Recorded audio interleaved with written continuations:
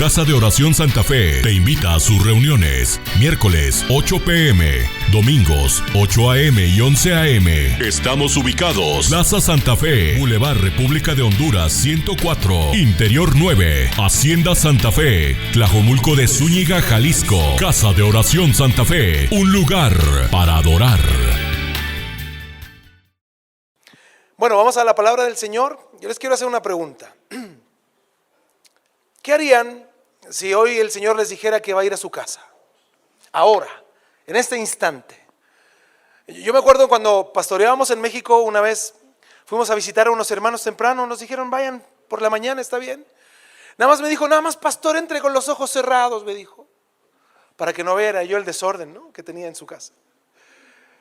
Es importante entender que nosotros como hijos de Dios tenemos que saber que Jesús ha hecho una obra tan gloriosa que Él ha venido a buscarnos. Él no solo quiere darse a conocer, sino que Él quiere habitar con nosotros. Él quiere tener un tiempo de permanencia con nosotros.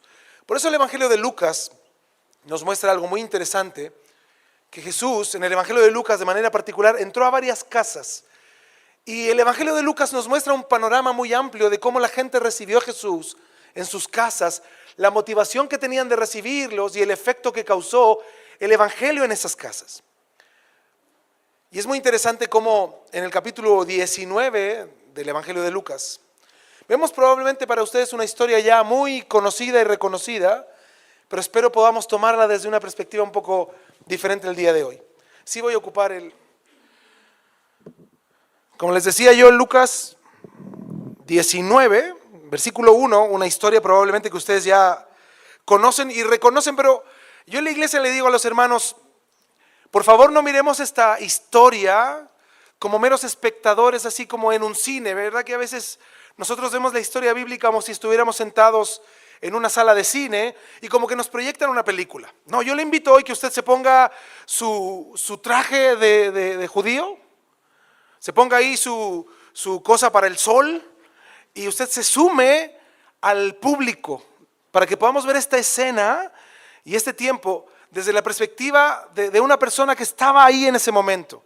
Poder sentir, entender y comprender a Jesús, la historia en sí mismo y lo que ocurre en su entorno, para que en verdad Dios nos ministre respecto de lo que su palabra quiere hablarnos el día de hoy.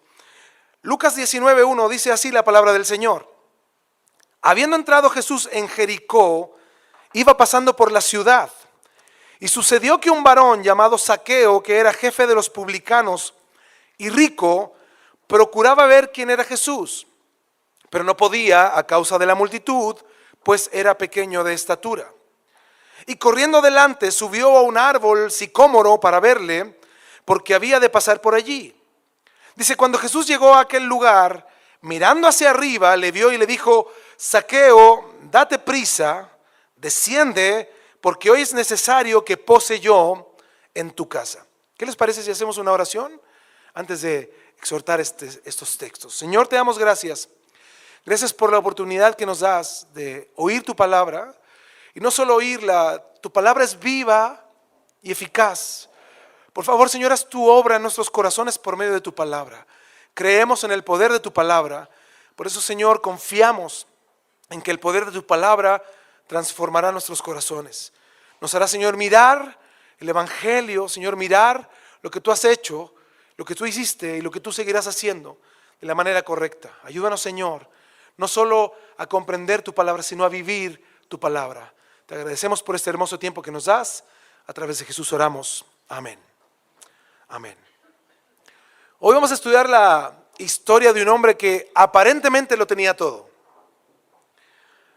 Un hombre que era rico, tenía una posición a nivel social, pero estaba completamente vacío. Un hombre que tiene un cambio tan radical respecto de lo que el texto nos enseña, que sin duda cada uno de nosotros vamos a ser confrontados con la conversión de Zaqueo, con lo que Zaqueo hace para demostrar su genuino arrepentimiento y además con la reflexión final de esta enseñanza. Por eso yo les decía que nos pongamos nuestra ropa, ¿verdad?, de hebreos ahí en el desierto y entremos a esta casa, la casa de Zaqueo. Es interesante porque comienza el versículo 1 de Lucas 19 diciendo, habiendo entrado Jesús en Jericó, iba pasando por la ciudad. Es interesante porque Jericó, cuando nosotros recordamos qué era Jericó, lo primero que se nos viene a la cabeza, ¿qué es? Un canto que decía, cayeron los muros de Jericó. ¿Se acuerdan?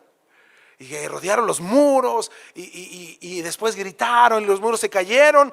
Y de repente Dios dice, nunca más esta ciudad será levantada, dice. Y de repente vemos que en los tiempos de Jesús está Jericó. Y Jericó existe como ciudad.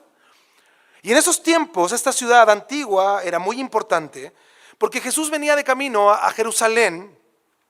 Y parece ser, bueno, Jericó está al norte, para que ustedes entiendan, de Jerusalén, mirando desde la perspectiva del río Jordán, está hacia el norte. Jesús, para que ustedes entiendan, él vivía en el norte, en Capernaum, Nazaret, todas esas ciudades estaban al norte. Así que yo pienso que Jesús tenía un acento más norteño, ¿no? Más duro. Ustedes, si hubieran escuchado a Jesús, hablaba más como norteño. Yo no puedo imitar a los norteños, sino a los chilangos sí, pero a los norteños no. Pero Jesús venía descendiendo. Ellos le dicen que venía subiendo a Jerusalén porque era una ciudad mucho más alta, pero él venía desde el norte hacia el sur y él pasa por Jericó. Y es interesante porque Jericó era una ciudad muy próspera, tenía un gran bosque de palmeras y de balsámicos, y estos eran de fama mundial, que perfumaban el aire, dice la historia, por millas alrededor. O sea, tú te acercabas a Jericó y olías que estaba cerca de Jericó por este aroma. Es como cuando tú vas a un mall o a una multitienda y hay multitiendas que tienen un aroma riquísimo, que te dan ganas de estar adentro de la tienda solo por su aroma. Allá en Chile hay una tienda que se llama Falabella, no hago publicidad, así. Y tú entras ahí y hay atomizadores en todo el lugar y van tirando así cada un minuto, se escucha. Y tú, y ahí yo le digo a mi esposa, mi amor, tárdate lo que quieras, ¿no? Yo aquí te espero, mi amor, tú tárdate, no hay problema, y viene a gusto ahí, nada más que no tienen muchos sillones reclinables, o si no sería aún más cómodo. Pero ese aroma era lo que caracterizaba a Jericó. Perfumaba el aire, la ciudad. Sus jardines de rosas eran conocidos por todas partes. Los hombres llamaban a Jericó la ciudad de las palmeras. Es más, Josefo, un historiador, lo llamó una región divina, la más gorda de Palestina. Los romanos comerciaban los dátiles y los balsámicos y eran de fama mundial estos bálsamos aromáticos. Entonces Jericó no era la ciudad que nosotros pensamos a veces que eran así 2, 3 piedritas paradas, ¿no? Y Jesús andaba ahí por la tierra. No, la sociedad era aún más moderna de lo que nosotros nos imaginamos o que a veces nosotros pensamos en los tiempos de Jesús. Y hay 2 versículos, el versículo 2 y 3, que nos da un panorama de quién era Zaqueo, cómo era y a qué se dedicaba. Dice el versículo 2, y sucedió que un varón llamado Zaqueo, que era jefe de los publicanos y rico, procuraba ver quién era Jesús, pero no podía a causa de la multitud, pues era pequeño de estatura. Esto es muy interesante porque estos 2 versículos nos dan la descripción de Zaqueo. Primero su nombre. ¿Saben lo que significa el nombre Zaqueo? Puro, inocente. ¿Se imaginan? El cobrador de impuestos, el que te va a tocar la puerta si no le pagas los impuestos, viene con soldados romanos y te quita lo que tienes. ¿Cómo se llama? Ahí viene don inocente, don puro, me viene a cobrar, ¿no? El que te cobra ahí la quincena o semanalmente, ¿cómo se llama? Puro. Qué curioso, ¿no? Su nombre sin duda era muy extraño para su profesión. Es como llamar inocente o puro al que te está robando, ¿no? Al que te está quitando algo. Además, él no solo era publicano, él era jefe de publicanos. Yo sé que ustedes saben mucho esto, pero yo quiero ahondar solamente un poquito. Los publicanos eran los recaudadores de impuestos. Lo interesante es que eran ciudadanos judíos. Es como, hagan de cuenta, nosotros nos conquista un imperio, y este imperio, no sé, de los güeros, ¿no? Pongamos. Y de repente viene este imperio, nos conquista y nos cobran impuestos por sobrevivir, o sea, por respirar te cobran. Y lo peor es que nuestros compatriotas compran una franquicia y ellos nos cobran los impuestos. Entonces es aún más doloroso que tu propia gente te cobre los impuestos para un imperio que te está llevando a la bancarrota. Entonces Roma tomaba una zona y calculaba los impuestos de esa zona, de ese distrito, y lo arrendaba o lo licitaba para algunos judíos importantes o algunos ricos que pudieran pagar la totalidad anual de esa licitación, y el que conseguía quedarse con ese arriendo o licitación podría cobrar impuestos, como él quisiera. Algunos impuestos cobrables eran muy interesantes porque tenían mucha relación con la vida espiritual de ellos, cómo ellos tomaban su propia vida respecto de Dios. Por ejemplo, estaba el del censo. O sea, cada persona tenía que pagar por pertenecer a Roma. Qué curioso, ¿no? Esto era insultante para los judíos, porque ellos no reconocían esta ciudadanía tácita, ¿no?, que tenían con Roma. Ellos no se consideraban ciudadanos romanos, pero tenían que pagar impuestos por ser ciudadanos romanos o por pertenecer al imperio de Roma sin ser ciudadanos en sí mismos.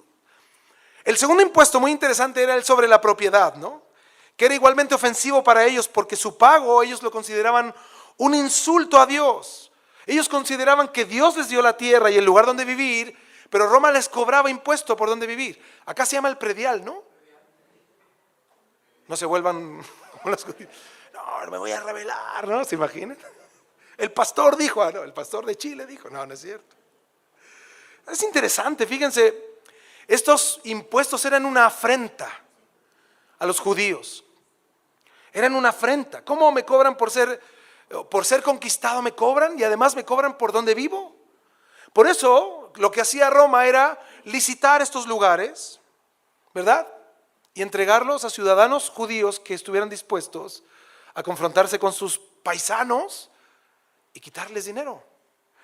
Por eso es muy interesante de comprender que en lugar de cobrar los impuestos directamente Roma, sus propios funcionarios romanos, ellos rentaban este privilegio dentro de una provincia o de una ciudad, y en este caso un ciudadano rico, que era Zaqueo, pagaba la suma establecida sin importar cuánto de ella Roma podría recuperar de los impuestos.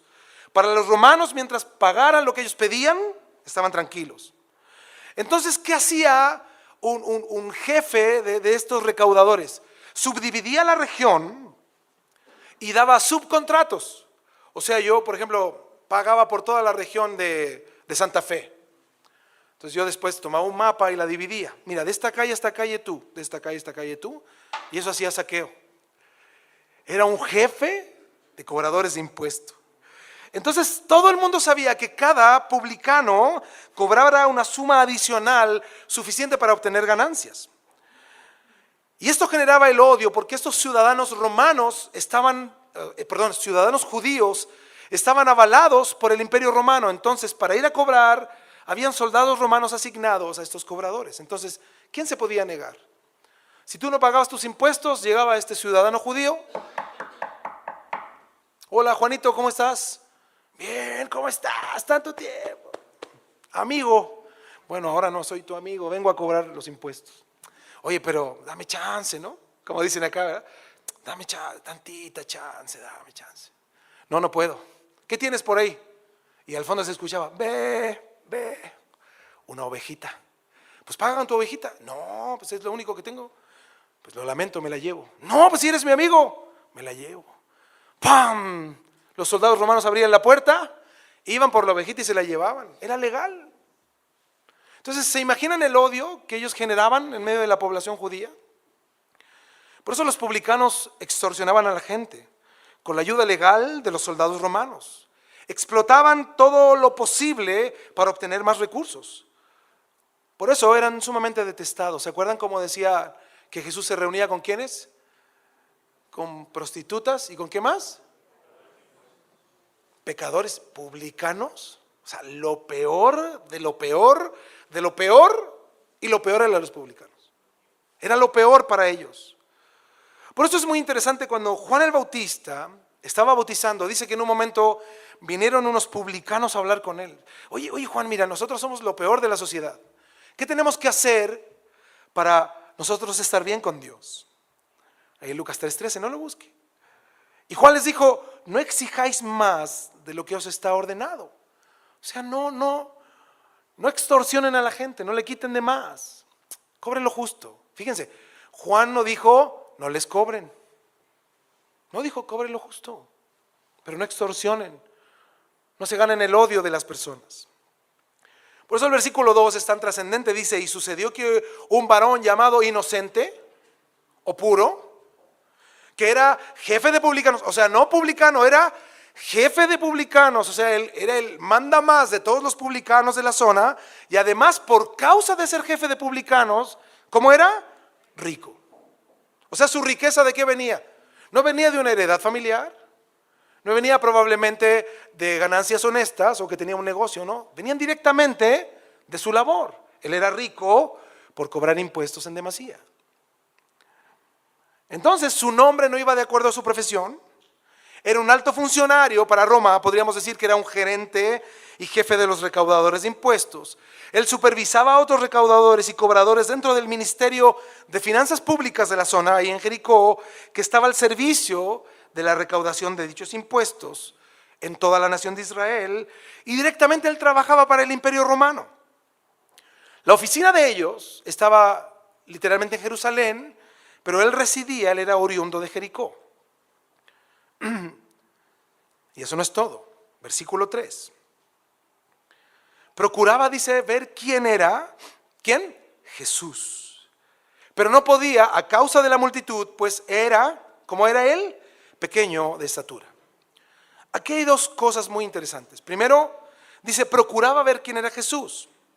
Esta palabra procuraba en el griego es la palabra gesetei, que significa buscar de manera urgente. O sea, esto no es decir, a ver quién es Jesús. Sí, está bien. Pensé que era más alto. Pensé que tenía ojos verdes, ¿no? La gente así como que mira buscando a alguien. No, él procuraba. Él estaba buscando la oportunidad, se movía. ¿Dónde va a estar? Ya pasó. ¿Y por dónde va? Él estaba con un anhelo ferviente en su corazón. Él estaba buscando las formas posibles de ver quién era Jesús. Sentía una atracción especial por saber quién era el hombre de quien todos hablaban en la región. Él quería buscar a Jesús. Tenía un anhelo de poner sus ojos en Jesús. ¿Será este mismo anhelo el que nos guía a nosotros a buscar de Dios? ¿Tú tienes hambre de Dios? ¿Te consideras con hambre de Dios a ese nivel de hacer todo lo humanamente posible para buscar a Dios? ¿Para venir a la iglesia? Yo nada más te aclaro dos cosas. Primero, mira, la voz que en la mañana te dice, no te levantes. Yo te entiendo, yo estoy contigo. Tú eres mi hijo, velo por YouTube, velo por Facebook. Yo te entiendo que estás cansado, hijo mío, hijo mío. Y escuchan hasta eco, ¿verdad? De la voz. Hijo mío, hijo. Te digo algo, ese no es Dios. Ese no es Dios. ¿Sabes lo que va a hacer el Espíritu Santo en ti? Ya párate, vámonos que se hace tarde. Llega temprano, búscame. Esa es la voz de Dios. En la noche también cuando te vas a acostar, hijo mío, duerme mañana a horas. No te preocupes, tampoco es Dios. El Espíritu Santo siempre va a estar ahí. Búscame. Ese es Dios. ¿Saben lo más increíble de la actitud de Zaqueo? Es que él no tenía el Espíritu Santo en él para que lo guiara a la verdad y a la justicia, a que se encontrara con Jesús. No era una motivación humana probablemente que él no sabía qué era. Sin duda era Dios motivándolo a él. Pero había algo en él que quería buscar a Jesús como fuera. Siendo recaudador de impuestos, exponiéndose a la multitud y a las burlas que probablemente él vivía. Zaqueo había oído de Jesús y sabía que Jesús estaba dispuesto a acercarse a personas como él. Anhelaba ver a este notable hombre, probablemente sin creer, o no sabemos si era o no el Mesías, pero él sabía que Jesús, al que llamaban el Mesías, estaba ahora en su ciudad. Además era pequeñito. En medio de una multitud él no podía ver. Es increíble cómo un hombre con tanta influencia, con tanta riqueza, con tanto poder, no tenía ahora la capacidad de darse el gusto de ver a Jesús por sus propios medios. Su estado natural, el ser chaparrito, lo ponía en desventaja ante los demás. En medio de una multitud, los que más sufren, ¿quiénes son? Los chaparritos. Sin duda esto probablemente afectó su personalidad. Muchos se burlaban probablemente de Zaqueo. Yo creo que nadie le llamaba por su nombre. ¿Tú crees que alguien le decía Zaqueo, puro, inocente? No, este es el tranza, ¿no? Qué puro. Este es el peor de todos.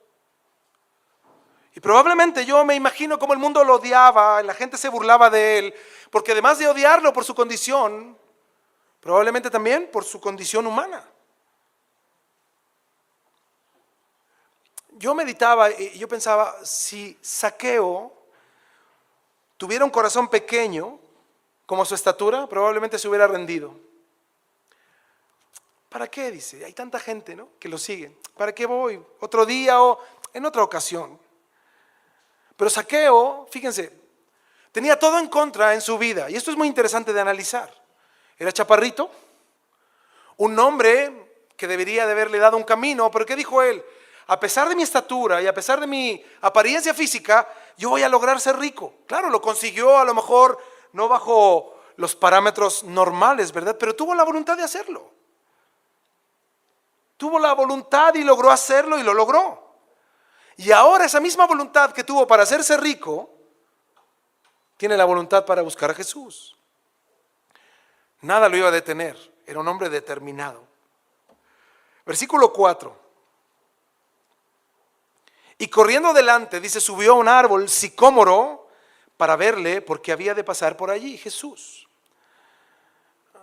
Yo me imagino la siguiente escena. Imagínense los chaparritos Zaqueo con ropas caras. Imagínenselo corriendo. Es como un niño, ¿no? Era un niño corriendo ahí, separándose de la multitud, adelantándose. Y él se fue y se subió a un árbol sicómoro. Es muy interesante porque este árbol tiene una característica particular porque da un fruto parecido al higo, pero es rosado. Y este higo, la gente no lo comía, sino que se le daba de comer a los cerdos. Por lo tanto, el sicómoro no era un árbol digno de que alguien se subiera. No era una posición digna, al contrario. Para subirse a un árbol sicómoro, para un judío, era humillante, era despreciable, era el alimento de los cerdos. Nadie lo haría. ¿Has visto alguna otra historia bíblica que alguien se suba a un sicómoro? Pero Zaqueo, la Biblia dice que subió, ¿verdad? Pero en realidad, ¿qué fue lo que hizo Zaqueo? Se humilló, con sus ropas finas, caras, se subió al árbol despreciable de alimento para los cerdos, y ahí él está, no me importa nada, ¿no? Él se humilló para ver a Jesús. Un hombre rico se sube a un árbol de su fruto, que es el alimento de los cerdos, con sus ropas caras se sube, no le importó lo que la gente pensara, porque seguramente él ya era despreciado por la sociedad en Jericó y por todos los judíos. Él no subió, él se rebajó, se humilló para ver a Jesús. A Zaqueo no le importó hacer algo que probablemente para los demás estaba por debajo de la dignidad de un hombre adulto y sobre todo de un hombre rico. Subirse a un árbol sicómoro. Pero el versículo 5 es impresionante. Zaqueo está haciendo todo lo posible, determinado, es más, se humilló. Se sube a este árbol y se humilla. Y dice el versículo 5, cuando Jesús llegó a aquel lugar, mirando hacia arriba, le vio. Yo me quiero detener. ¿Se imaginan lo que fue eso? Ahí estaba Zaqueo, agarrado, ¿no? Esperando a Jesús. Probablemente sus árboles no son tan frondosos, pero ahí estaba él. ¿Se imaginan lo que significa que Jesús viniera caminando y Jesús se detiene y le vio? O sea, Jesús lo miró a los ojos. Todos. ¿Pero qué hizo Jesús? Le vio. Esto en el original significa que Jesús se detuvo y lo miró a los ojos. ¿Cómo creen que Jesús lo miró? ¿Con desprecio o con amor? ¿Qué creen? ¿Hace cuánto alguien no lo miraba con amor a Zaqueo? Porque probablemente sus amistades eran todas por conveniencia. Pero probablemente hace cuántos años él no sintió amor de alguien que lo mirara honestamente. Y Jesús le vio. Yo me imagino el corazón de Zaqueo. Ahí estaba él, ¿no? Se le salía del cuerpo, ¿te imaginas? Es Dios. No es cualquier persona la que lo miró, es Jesús, el Hijo de Dios. Y de repente pone su atención en Zaqueo. Wow. Y le dijo, no solo le vio, le dijo, Zaqueo, inocente, puro. Cómo el Señor también nos ha cambiado a nosotros, nos ha tratado con amor, ¿verdad? Está en el nombre. ¿Qué merecemos nosotros que Dios nos diga? Pecador, mentiroso, ladrón. Pero nos ha tratado, nos ha llamado con amor. Nos llamó por nuestro nombre. Él no miró nuestra condición ni lo que la gente decía de nosotros, ni siquiera lo que nosotros pensamos de nosotros, porque bien que nos conocemos. El Señor nos llama desde una perspectiva aún más eterna, nos llama y nos mira con amor. Y nos atrae a Él con ese amor que ni nosotros entendemos. Es tan inexplicable. Zaqueo, y eso no es todo, dice, date prisa, desciende porque hoy es necesario que pose yo en tu casa. Es interesante cómo Jesús comienza con el nombre. Siempre Jesús conoce esta importancia. La palabra en Juan 10:3 dice que Él dice al pastor de las ovejas, abre el portero y las ovejas oyen su voz y a sus ovejas llama, dice, por su nombre y las saca. O sea, Jesús no dice apelativos. Por eso es muy interesante cuando vemos nosotros lo que pasa con el apóstol Pablo, ¿no? Cómo Jesús está poniendo en ellos nombres nuevos, el apóstol Pedro, y vemos muchos de ellos. Cómo Jesús cambiaba el nombre y les daba un nombre que tuviera sentido completamente. Y eso ha hecho con nosotros también. Él nos ha dado un lugar, una posición y un nombre que no merecemos. Ninguno de nosotros está aquí si no fuera por la gracia de Dios. Él ha tenido compasión de nosotros, hermanos. Él ha tenido compasión de nosotros y somos beneficiados de esa misericordia. Por eso yo les decía, no es que hay algún mérito en que nosotros nos congreguemos y busquemos a Dios. Al contrario, es su gracia, su compasión la que mueve nuestros corazones. Es más, siempre vamos a estar al debe con nuestro Señor por todo lo que ha hecho por nosotros. Cuando Jesús le dijo a Zaqueo, le dijo, yo te conozco, inocente. Y dice el 5, cuando Jesús llegó a aquel lugar, mirando hacia arriba le vio y le dijo, Zaqueo, date prisa, desciende porque hoy es necesario que pose yo en tu casa. Todos odiaban a Zaqueo, Jesús lo amó. Increíble, ¿no? El contraste. Jesús se detuvo donde todos pasaban de largo. Lo llama por su nombre y todos lo ofendían. Le dijo que se bajara del árbol porque iba a ir a posar a su casa. Y esto es interesante porque esta palabra posar en el griego no habla de visitar, sino habla de permanecer. Interesante, ¿eh? No le dice, hoy voy de paso a tu casa, voy a ir a comer, ¿no? Como a veces nos imaginamos.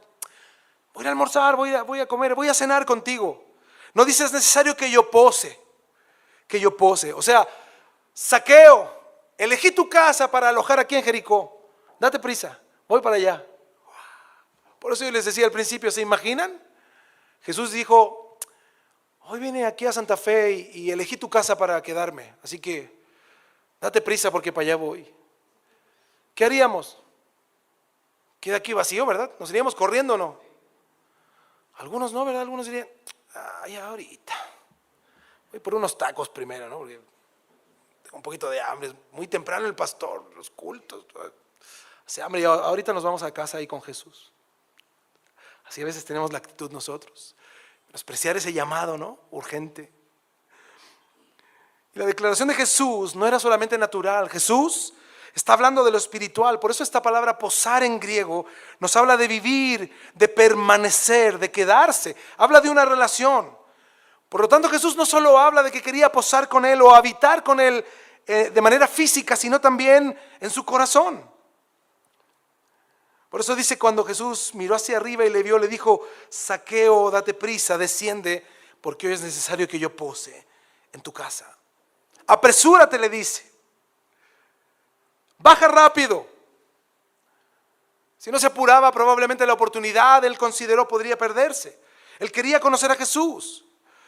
Por eso Jesús no solo quería comer con él, él quería dedicarle tiempo, quería darse a él, quería que él lo conociera completamente. Y asimismo Jesús quiere tener una relación personal con nosotros. No es solo una visitación. Hoy día muchas iglesias están en ese centro. Quieren sentir a Dios, quieren una visitación de Dios, quieren un minuto de Dios en su vida. Pero Jesús dice, no, yo quiero vivir contigo, quiero habitar en ti. Quiero estar siempre contigo. Eso requiere fe. Por eso es fácil considerar que a lo mejor una sensación, ¿no? A lo mejor que se me ponga la piel de gallina y se me paren los pelitos así y digo, ay Señor, aquí estás. No, el Señor siempre está. A lo mejor hay manifestaciones donde vemos o sentimos la presencia de Dios, pero les digo algo, cada creyente debe de tener una certeza.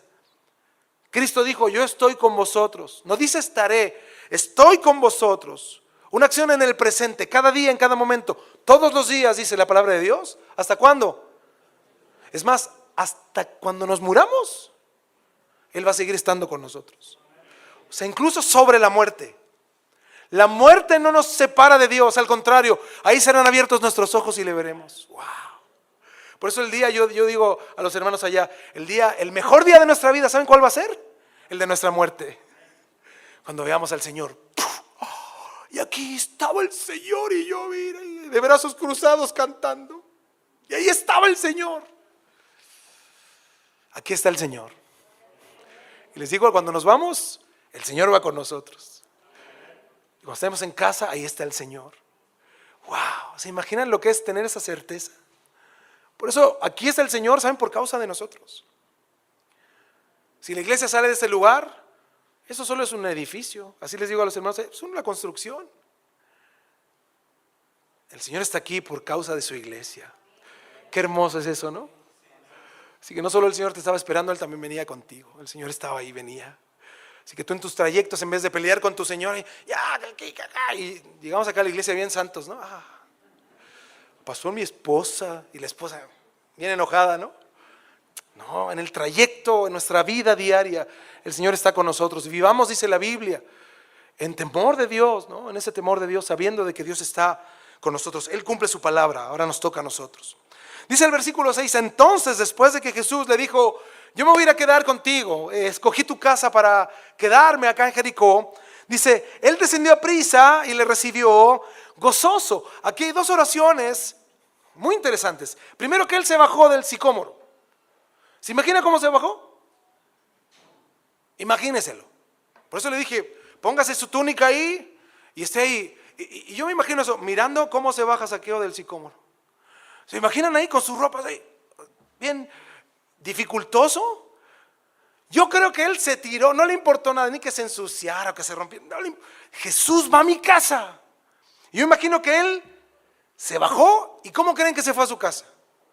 ¿Creen que pasó por tortillas en el camino? No. Así el mismo chaparrito que se adelantó, ahora yo me lo imagino corriendo con eso. Jesús va a mi casa, el corazón a mil. Es impresionante, fíjense, el hombre más menospreciado de todos está siendo el más humilde de todos. Por eso Dios no mira la apariencia, Dios mira el corazón. Y esto a veces es una frase que mal usamos, porque somos bien orgullosos, decimos, hermano, Dios mira el corazón, no la apariencia, pero es por nuestro orgullo. Esta es la realidad, un corazón que en realidad ama al Señor, tiene acciones que muestran eso, no solamente palabras, acciones que muestran que en su corazón en verdad hay devoción por el Señor. Y esto es lo impresionante, este hombre rico bajándose de este árbol donde él se humilló, se baja rápidamente y corre como un niño en dirección a su casa, para preparar todo. Yo me imagino lo siguiente. Yo fui con mi túnica corriendo detrás de Zaqueo a ver qué pasaba. Yo me imaginé lo siguiente. Me imagino que Zaqueo llega a su casa y viene gritando, mi amor, ¿no? Desde afuera. Mi amor, a su esposa. ¿Quién quieres primero que conozca al Señor? De todos los que tú conoces. La persona que Dios te dio, ¿no? Mi amor, ¿no? Hoy toca bañarse. Viene Jesús. ¿Quién? Jesús. A Jesús. Y me imagino él llega y todo cansado. Y dice, hoy viene Jesús, el famoso Jesús a quien todos llaman el Mesías. Por favor, vamos a preparar lo más rico que tengamos, lo más sabroso que tengamos. Vamos a colocar lo mejor de lo mejor. Esposa mía, cámbiate, alístate, porque Jesús ya viene. Hijos, también báñense, por favor. Vístanse hermosos porque Jesús viene a casa. Yo me imagino a sus trabajadores, por favor, que estén listos ahí en la entrada para lavar los pies de Jesús. Los que se van a hacer cargo de las necesidades también de sus acompañantes. Va ahí hablando con todos, diciendo, tú estate atento aquí, el otro acá, y organizando todo y alistándose, porque Cristo, dice él, viene a mi casa. Cristo viene a mi casa. En eso probablemente se escucha el ruido de la multitud y ahí está Zaqueo. Yo me imagino en la cultura de Medio Oriente era muy común recibir a las visitas ilustres con toda la familia. ¿Ustedes han visto las familias reales que se pone el esposo, la esposa, los hijos? Así lo hacían para recibir a las visitas importantes. Y yo me imagino ahí a Zaqueo con su esposa, sus hijos, en orden, con sus sirvientes prestos, ven a entrar a Jesús a su casa. ¿Se imaginan eso que tiene que haber sido? El corazón de ellos. Pasar de la angustia, del menosprecio a un gozo inexplicable. ¿Has sentido la presencia de Dios que si llorar o saltar o alegrarte o ahí arrodillarte? Y ahí está el Señor tocando tu corazón y tú dices, Señor, tú eres más de lo que yo me imagino. Tu presencia es más trascendente, no solo a nivel emocional, sino a nivel espiritual, más trascendente de lo que yo pienso, me imagino, de lo que considero. Y ahí me lo imagino yo a él nervioso, lleno de gozo, entusiasmado, feliz, lleno de sensaciones incontrolables. Pero además, la paz de Dios que dice la palabra sobrepasa todo entendimiento. Y a mirar a Jesús, yo me imagino a este Zaqueo, mirando a Jesús, sintiendo esa paz, comprendiendo quién era quien estaba entrando a su casa. Zaqueo le ofrece el mejor lugar de la mesa, le ofrece algo de beber, algo de comer para entrar en confianza. Y ahí vemos a este hombre pequeño, lleno de una desbordante felicidad. Su corazón probablemente a punto de estallar, se siente realmente bendecido. El rechazado por todos, menospreciado por todos, a quien todos aborrecían, hoy tiene a Jesús en su casa. Sí pasa con nosotros, ¿verdad? Probablemente venimos de traumas familiares, problemas sociales, y vemos que el Señor ha tenido misericordia y compasión de nosotros. Siempre cuando hablamos y hablamos de nuestro testimonio, de dónde Dios nos sacó, probablemente cada uno tiene un trasfondo tan diferente al otro. Y todos nos sentimos que el Señor nos sacó del barro más sucio, del lugar más profundo, ¿verdad? De la basura, ahí estábamos. Ahí nosotros estábamos bien a gusto. Y de ahí es donde el Señor entró a ese lugar y Él nos tomó y nos rescató y nos amó. Tuvo compasión de nosotros. Jesús le da tiempo a Zaqueo, no fue solo a comer, fue a relacionarse con él. Fue a darse a Zaqueo, fue a compartir con Zaqueo y su familia, fue a amar al menospreciado. Yo me imagino Zaqueo estaba feliz. Este panorama es muy simple en el texto, porque la Biblia no nos dice qué pasaba dentro, la Biblia nos dice lo que pasaba afuera. Eso es muy interesante, el versículo 7. Dice, al ver esto, que Jesús entró, que lo atendieron, que se sentó con ellos a la mesa y que estaba platicando Jesús bien a gusto con Zaqueo, dice, todos murmuraban. ¿Cuántos murmuraban? Todos. Eso es muy humano, ¿no? Por eso la Biblia dice que la conducta del cristiano es que tenemos que llorar con los que lloran. ¿Y qué también tenemos que hacer? Gozarnos con quienes. A veces nada más nos da gusto llorar con los que lloran, ¿verdad? Pero alegrarnos del bien que Dios le hace a otros nos cuesta, ¿verdad? Por nuestra humana naturaleza. Porque ahí nace la envidia, el egoísmo. Cuando a veces vemos a un hermano que no nos cae bien sirviendo, decimos, ¡ay! Al pastor le falta discernimiento. Pues sí, ahí está la envidia, lo humano. En vez de alegrarnos, ay, yo llevo más que él aquí en la iglesia, yo soy fundador de la iglesia, y este otro hermano ahí viene enfrente. Tenemos envidia. ¿Qué pasó con los que estaban afuera? Los que estaban afuera eran los que seguían a Jesús. Estaban con él todo el tiempo. Todo el tiempo compartían con Jesús, todo el tiempo seguían al Señor, donde Él iba, estaban con Él. Pero dice, al ver esto, todos murmuraban, dice el texto, diciendo que había entrado a posar con un hombre pecador.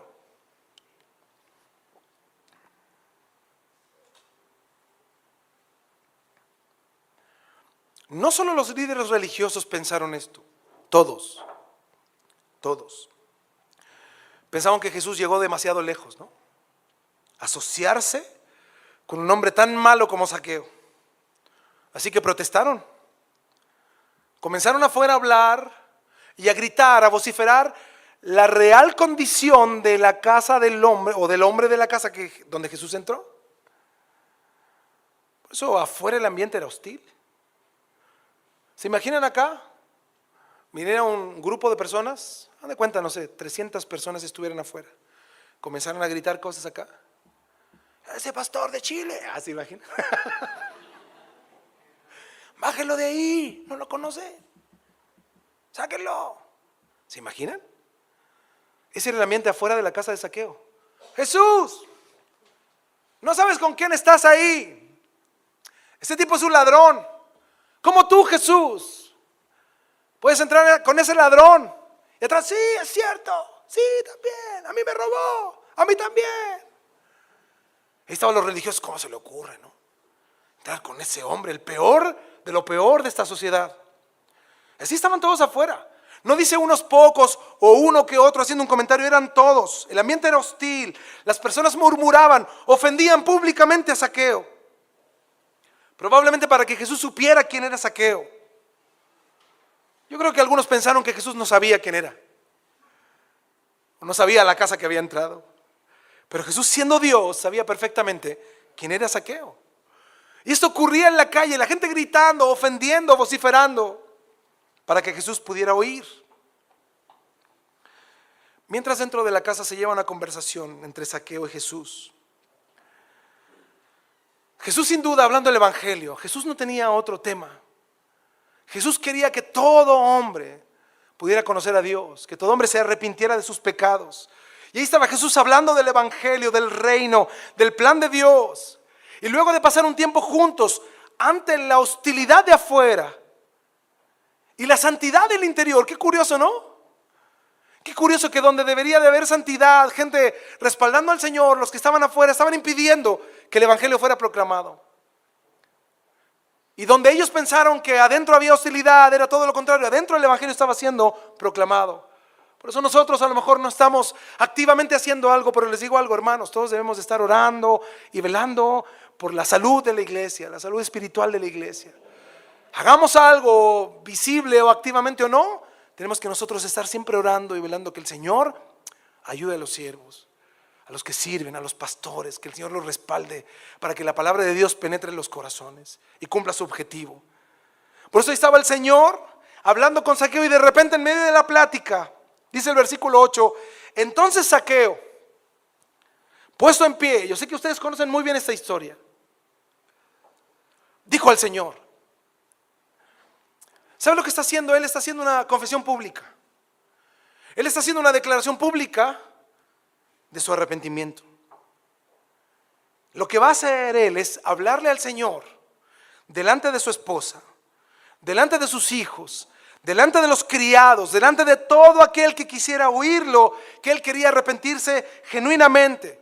Está haciendo un acto radical de arrepentimiento, de genuino y radical arrepentimiento. Por eso cuando nosotros, por ejemplo, presentamos a los bebés, allá en Chile siempre había una confusión que se creía que, presentamos a los bebés para que el Señor lo cuide, ¿no? Sus papás vienen de parranda y se iban a tomar y el Señor lo va a cuidar, total oraron por él.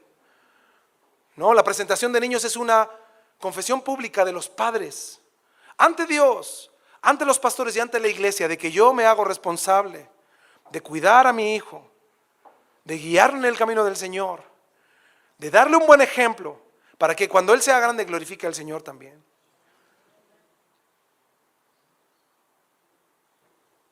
El bautismo es exactamente lo mismo. El bautismo en agua es una confesión pública de lo que yo ya hice en privado. Yo me arrepentí, yo necesitaba del Señor y ahora que Él me perdonó, lo entiendo. Ahora quiero públicamente mostrar que vivo para el Señor, ya no vivo para mí, vivo para Él.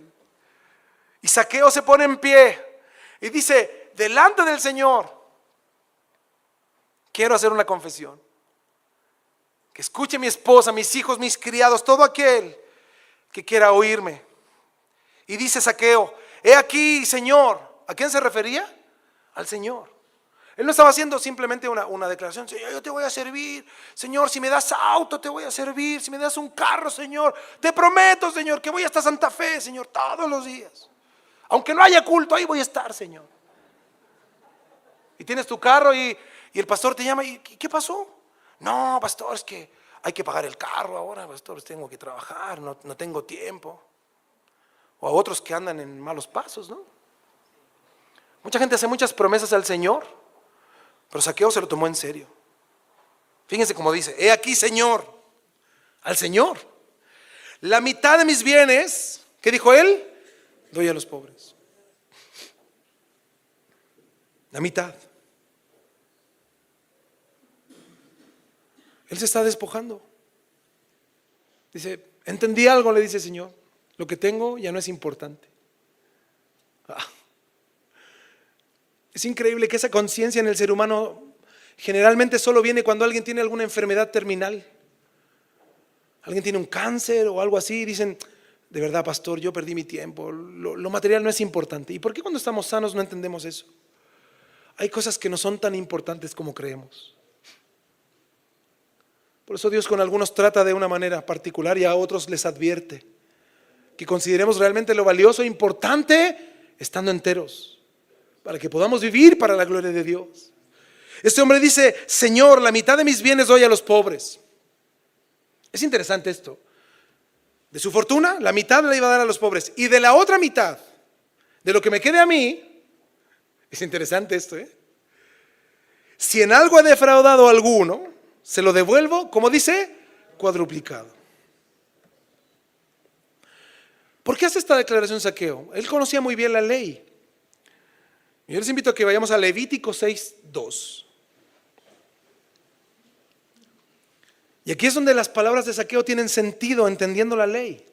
Lo que demandaba la ley de quien defraudaba a alguien. Zaqueo estaba ofreciendo más de lo que la ley demandaba. Por eso la manera en cómo él quería restituir era aún más notable de lo que la ley demanda. Yo imagino la lista enorme que tenía él, ¿no? De personas que había defraudado. Enorme. Pero él dijo, yo voy a hacer más que lo que la ley demanda. Fíjense lo que la ley demandaba. Levítico 6:2. Cuando una persona pecare e hiciere prevaricación contra Jehová y negare a su prójimo lo encomendado o dejado en su mano, o bien robare o calumniare a su prójimo, o habiendo hallado lo perdido después lo negare y jurare en falso, en alguna de todas aquellas cosas en que suele pecar el hombre, entonces habiendo pecado y ofendido restituirá aquello que robó, o el daño de la calumnia, o el depósito que se le encomendó, o lo perdido que halló, o todo aquello sobre lo que hubiere jurado falsamente, lo restituirá por entero a aquel a quien pertenece y añadirá a ello, ¿qué dice el texto? La quinta parte, o sea, un 20% en el día de su expiación. O sea, cuando él vaya a pedir perdón y sea perdonado, no solo devuelve lo que pidió, sino que tiene que añadir ¿cuánto? Un 20%. Eso es lo que decía la ley. La Nueva Traducción Viviente dice así, mire, escúchelo, es muy interesante. Supongamos que uno de ustedes peca contra su socio y es infiel al Señor. Supongamos que comete una estafa en un trato que involucra un depósito en garantía, o roba o comete fraude, o encuentra un objeto perdido y luego niega haberlo encontrado, o miente después de haber jurado decir la verdad, o comete cualquier otro pecado de estos, o sea, le debe a alguien algo. Si has pecado en cualquiera de estas formas, eres culpable. Debes devolver lo que robaste, o el dinero que tomaste mediante la extorsión, o el depósito recibido en garantía, o el objeto perdido que encontraste, o cualquier cosa que hayas obtenido por jurar en falso. Deberás hacer una restitución total a la persona perjudicada, más un 20% adicional en el mismo día. Presentarás una ofrenda por la culpa. Wow. Así que hermanos, si aquí usted le prestó a alguien algo y no se lo ha devuelto, la Biblia no solo dice devuélvalo, No, devuélvalo, pero además restituya. Si usted, por ejemplo, le pidió un libro a un hermano aquí y hace 10 años que no lo devuelve, así hay hermanos, ¿verdad? Pastor, présteme un libro de teología, me gusta estudiar a mí. Sí, ahí está, toma. Y 10 años después, el hermano ni viene a la iglesia por el libro, ya le da pena venir a la iglesia porque debe el libro. La Biblia no solo dice trae el libro y cómpralo. La Biblia dice además, ponle un chocolatito. Pues sí. Y no abuelita, no, uno bueno. Algo para mostrarle, dice, ¿sabes qué? Yo pequé contra ti. Perdóname. Es lo mismo también con la ofensa en tu matrimonio, con tus hijos. Esto no habla solo de dinero, de bienes, está hablando de un nivel moral alto. Si yo pequé contra mi esposa, la ofendí, no, perdóname gordita, ahí la sigo ofendiendo, ¿no? O la esposa, perdóname viejo, peor. No, si perdóname mi amor, vamos a ir a comer hoy día para que veas que estoy arrepentido. Saliendo de Santa Fe nos vamos a ir ahí a comer. Y no a cualquier lado, elige tú. ¿Verdad? ¿Verdad, hermana, sí o no? Amén. Habla, Señor, ¿verdad? No se trata solo de restituir o de devolver lo que yo robé. Zaqueo conocía muy bien la ley y él dijo, mira, yo no solo quiero cumplir la ley, yo quiero cuadruplicar lo que yo he adeudado, lo que yo he robado. He aquí, Señor, la mitad de mis bienes doy a los pobres, y si en algo he defraudado a alguno, se lo devuelvo cuadruplicado. ¿Saben que aquí hay algo interesante? Ese día Zaqueo se está arrepintiendo genuinamente, pero está haciendo algo. Él está reconociendo que robó, que usurpó. Él no solo está diciendo, yo voy a devolver el dinero. No es decir, Señor, yo soy ladrón. Yo he pecado contra mi gente. Y ese es el genuino arrepentimiento. El genuino arrepentimiento no solo, ay sí, y lloran y se lamentan. No, el genuino arrepentimiento, sí, soy pecador. Yo sí lo hice. ¿Qué debo de hacer ahora para poder enmendar esto que hice? Cuando un hombre se arrepiente, una mujer se arrepiente, un hijo se arrepiente o un padre se arrepiente en base a alguna circunstancia, el genuino arrepentimiento da pasos, no pasos de incógnito, sino de genuino arrepentimiento. Sí, yo lo hice. Esto ocurre con Zaqueo. Yo pequé contra mis hermanos y quiero restituir eso. Y probablemente les voy a causar felicidad no solo al darles el 20% que la ley me indica hacer, sino le quiero cuadruplicar la cantidad por lo cual yo pequé con ellos. ¿Se imaginan los que estaban afuera cuando escucharon eso? Zaqueo es Dios bendiga a Zaqueo. Amén, ¿no? El Señor bendiga al hermano. Amén. Zaqueo, acuérdate que yo vivo aquí, en las calles, ¿Se imaginan lo que escucharon y cómo cambió también su apreciación? Esa es la obra de Dios. La obra de Dios no solo impacta a las personas de mi círculo interno, impacta a todos, porque cuando Dios transforma la vida, la transforma en serio. En serio. Él trastorna nuestra mente y corazón, cambia nuestra actitud. Por eso Pablo decía, ya no vivo yo. Ese ya se murió. Por eso yo decía, y luego cuentas tantito de lo que hacías. No, ¿qué les voy a contar? Me avergüenzo a mí de cosas. No porque hacía el mal, para a lo mejor ustedes decían, pero si les digo con quién trabajé, me van a andar googleando luego. Sí, mira, ahí está el pastor, mira cómo era, ¿no? A mí eso ya no me causa, no me siento bien con eso. Ese se murió.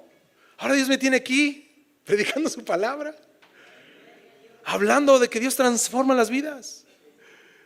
Y yo doy gracias a Dios por lo que viví, porque gracias a eso yo conocí a Chuy.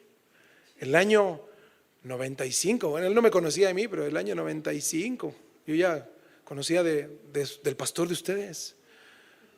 Por eso tienen una bendición enorme. Ustedes ni saben la bendición que tienen aquí, no se imaginan. Por eso mi esposa decía, cuídenlos, apapáchenlos, valórenlos, son una bendición. Por eso cuando Dios transforma las vidas, ese cambio es visible, es real. Tú ya no puedes vivir igual, es imposible vivir igual. Y eso le pasó a Zaqueo. Yo pequé, reconozco y estoy dispuesto a restituir, no solo con lo que la ley demanda de mí, esposa, hijos, trabajadores, sirvientes y todo el que me escuche. Estoy dispuesto a dar la mitad de lo que tengo a los pobres. Eso es aparte, esa es una ofrenda mía. Eso no tiene nada que ver con lo que voy a devolver. A los pobres, a los necesitados les daré la mitad de lo que tengo. Y de la otra mitad de lo que me queda a mí, voy a comenzar a devolver lo que yo robé. ¡Wow! ¿Se dan cuenta que ya no hay más gritos de afuera? Pero ¿saben qué? Yo sé que toda esta historia la conocen ustedes. A lo mejor muy bien. Pero el versículo 9 es el centro de la historia. Aquí es donde está la más grande revelación de esta historia. El versículo 9 y 10. Fíjense el versículo 9 lo que dice. Jesús le dijo: hoy ha venido la salvación a esta casa, por cuanto él también es hijo de Abraham. ¿Qué les está diciendo? Él es igual a ustedes. No hay ninguna diferencia entre ustedes y Zaqueo. Él también tiene la oportunidad de arrepentirse. Zaqueo se arrepintió y por confesar su pecado y arrepentirse genuinamente es perdonado. La evidencia de su arrepentimiento es su confesión pública, como dice Romanos 10, ¿verdad? 9 y 10. Pero además está renunciando a los bienes mal habidos, está dejando esa mala vida. Lo que él hizo mal lo está dejando atrás. Por eso vemos esta intención de restituir inmediatamente como una forma evidente de su genuino arrepentimiento. Amigos, delante decía la lista de algunos de ustedes que nos visitan. ¿Saben algo? Cristo no demanda nada. Acá no tienes que venir a dejar nada. Lo que tienes que venir a dejar es tu corazón. Lo que tienes que venir a dejar acá es tu vida pasada. Y si tú quieres conocer al Señor y a lo mejor tú llevas años en la iglesia y dices: yo no crezco, no puedo madurar, es que probablemente no seas arrepentido de corazón. Y el arrepentimiento no demanda una obra, porque la salvación es por gracia, es por fe. Es una acción que Dios hace en nuestro interior de realmente darnos y de demostrarnos, de darnos a conocer que somos pecadores delante de Él, que no hay nada bueno en nosotros, que ninguna cosa que podamos hacer nos acerca a Dios, si no es por medio de Jesús, por medio de su gracia redentora, de su perdón. Eso es lo que entendió Zaqueo. Ahora me puedo acercar a Dios porque Dios vino a mi casa. O sea, ni siquiera fui yo el que se acercó, fue Él el que vino. Por eso es interesante que probablemente los sacerdotes de Jericó, que era una ciudad levítica, ¿no? Una ciudad donde habían ahí asentamientos de levitas, probablemente ellos condenaron a Zaqueo y lo llamaron a dar a los pobres, y probablemente querían mantener ese tipo de abuso con él porque era un hombre rico. Pero después de conocer a Jesús, ahora Zaqueo no necesita que lo motiven. Él está dispuesto a hacerlo con gozo, a dar y a darse, por amor al Señor, por amor a esa obra redentora en su corazón. Por eso el versículo 10 da la más grande noticia de esta historia. Dice Jesús: porque el Hijo del Hombre vino a buscar y a salvar. ¿Qué dice el texto? Lo que se había. Esto es conmovedor. ¿Saben cómo podemos traducir este texto? Jesús está diciendo: Zaqueo, yo vine a Jericó por ti. Wow. Yo pasé por Jericó por ti. El Señor nos va a decir: yo estoy en Santa Fe por ti. Yo no vine aquí a hacer, no, por ti. Estoy aquí por ti. ¿Se imaginan lo que es eso? ¿Se imaginan lo que debe de haber sentido Zaqueo ahí? Jesús por eso explica por qué buscó y extendió esta amistad con este pecador, o con este notorio pecador en la ciudad. Porque Jesús vino a salvar, qué increíble es esto, a personas como él, como Zaqueo.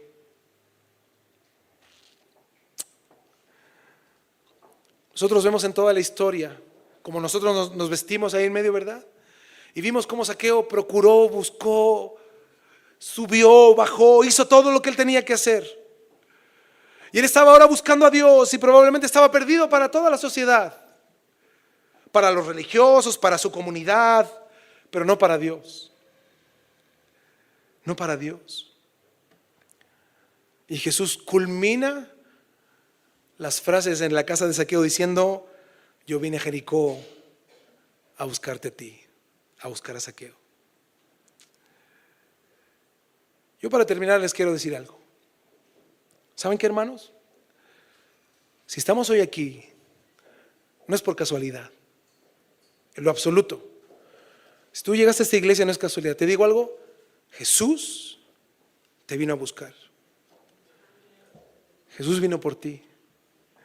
No importa cómo seas. No se trata de cómo seamos, pues fuera de eso o fuera por eso no tenemos ninguna chance, ninguno. Es por quién es Él. Es por quién es Él. Y Él quiere no solo habitar en nuestras casas de manera física, como dice la palabra, no que el ángel de Jehová acampa alrededor de los que le temen y los defienden. No, Él quiere habitar en nosotros permanentemente, y de eso se trata el evangelio y la buena noticia. Ya no es solo Dios con nosotros, y que fue lo que le dijo a los discípulos respecto del Consolador. Ya no es solo Dios con ustedes, sino que ahora es Dios en ustedes, en nosotros. Y ese Espíritu Santo, que es Dios mismo en nuestras vidas, es a quien debemos de ahora poner atención a oír, porque tenemos la bendición, la gracia de Dios y su compasión de que Él quiere habitar en nosotros. Por eso, hermanos, es importante considerar la obra que ha hecho el Señor en este lugar, porque Él vino aquí por cada uno de nosotros. Y no es casualidad. No es casualidad que hoy podamos tener estos cultos, que podamos oír la palabra de Dios y recordar que Él vino por nosotros. Por eso, antes de terminar, yo le invito a que se ponga de pie, por favor.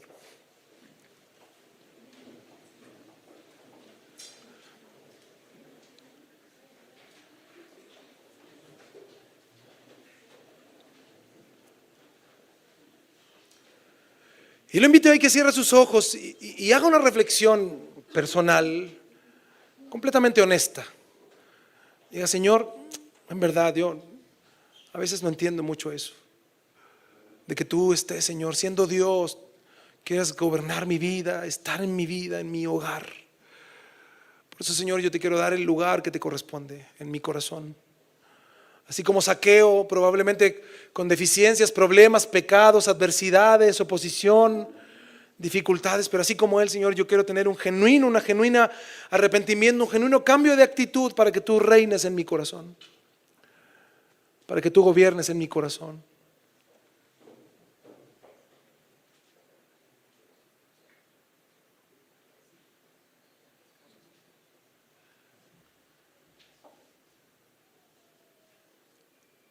Tú en tu lugar, ora al Señor, dile: Señor, gracias por tu palabra, porque a veces olvido, Señor, que tú estás en mí, olvido, Señor, que tú quieres reinar en mi hogar. A veces no tengo, Señor, cambios de actitud que muestren, Señor, que tú gobiernas mi vida.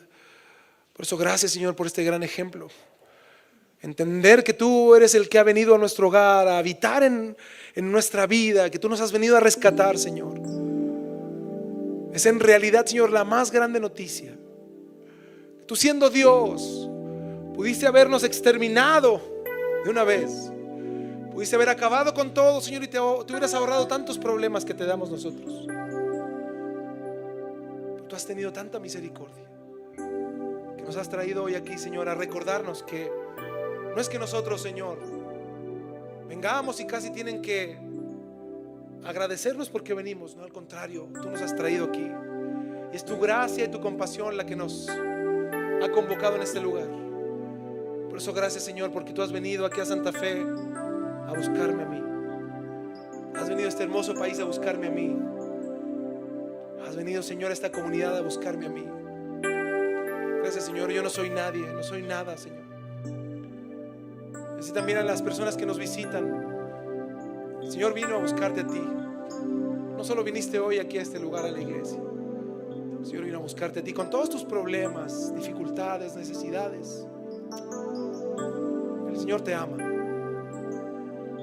Y no solo te ama, sino que quiere rescatar tu vida del pecado que nos asedia, a poder vivir para la gloria de Dios. Antes de terminar este tiempo, te invito a que podamos cantar este canto que ustedes conocen muy bien. Vamos a decir al Señor con todo nuestro corazón todo lo que Él ha hecho por nosotros. Darle gloria al Señor con nuestros labios. Vamos a decir al Señor, al que es digno, al que es digno de adoración, al que es inigualable, Dios de toda majestad, su grandeza es. Vamos, iglesia, levanta tus manos al Señor, dile, al que es digno, al que es digno, al que es digno de adoración, al que es inigualable, Dios de toda majestad, su grandeza eterna. Contemplando yo la cruz, contemplando yo la cruz, excelencia puedo ver, la excelencia puedo ver, su justicia, santo amor, derramado sobre mí, derramado sobre mí, al que es digno, oh, al que es digno, Señor de adoración, al que es inigualable, Dios de toda majestad, su grandeza es. Coherederos con Jesús, oh, coherederos con Jesús, su reino celestial. Damos gloria y honor, gloria y honor a nuestro bendito Dios, al que es digno, al que es digno de adoración, al que es inigualable,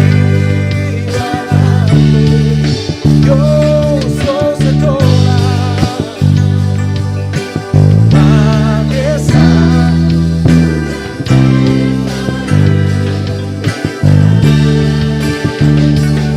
al que es digno,